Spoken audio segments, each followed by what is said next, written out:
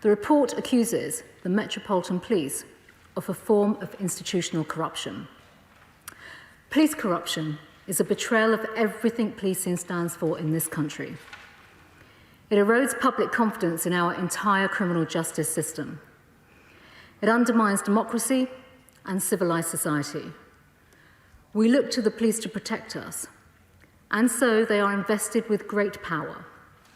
The overwhelming majority of officers use it honourably. But those who use their power for immoral ends do terrible harm, as do those who indulge, cover up, or ignore police corruption. This is one of the most devastating episodes in the history of the Metropolitan Police. In recent years, Mr. Speaker, several steps have been taken to combat police corruption. A new offence of police corruption solely applicable to police officers was introduced by my Right Honourable friend, the member for Maidenhead, in 2015 to sit alongside the existing offences of misconduct in public office. The offence carries a maximum prison sentence of 14 years. To prevent corrupt officers evading accountability by resigning or retiring, the Policing and Crime Act 2017 enabled the extension of disciplinary procedures to former officers.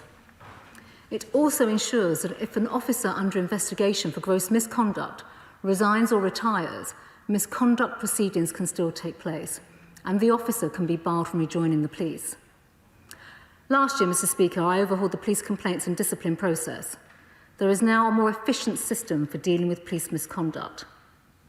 The investigation process is simpler and quicker, and an explanation is required if an investigation takes longer than 12 months.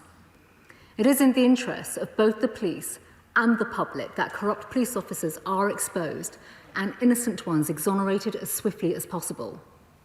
The Group of States Against Corruption monitors countries' compliance with the Council of Europe's anti-corruption standards, and this month it published a report demonstrating good progress in the UK's law enforcement to prevent corruption. But, Mr. Speaker, we cannot ignore the findings of this report. Its recommendations are wide-ranging and far-reaching across aspects of policing, conduct, culture and transparency in public institutions. Today, I have written to Dame Cressida Dick to ask her to provide me with a detailed response into the panel's recommendations for the Metropolitan Police and the wider issues outlined within the report. This afternoon, I will also ask Her Majesty's Inspectorate of Constabulary and Fire and Rescue Services to consider how best it can look into the issues raised. The police, Mr. Speaker, are operationally independent, and the Metropolitan Police are held to account by the Mayor of London and the Mayor's Office for Policing and Crime. But the police are accountable to Parliament through me.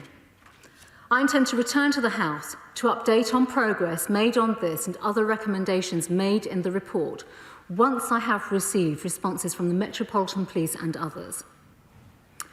Mr. Speaker, there can be no confidence in the integrity of policing without confidence in the police watchdog.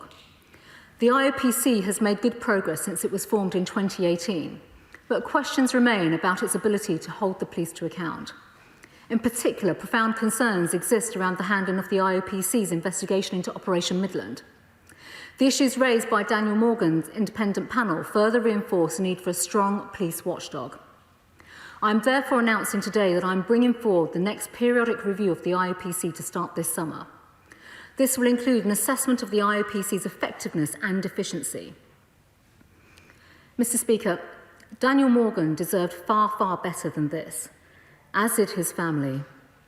And to them, on what will be a very, very difficult day, I say that the whole House will have them and Daniel in our thoughts.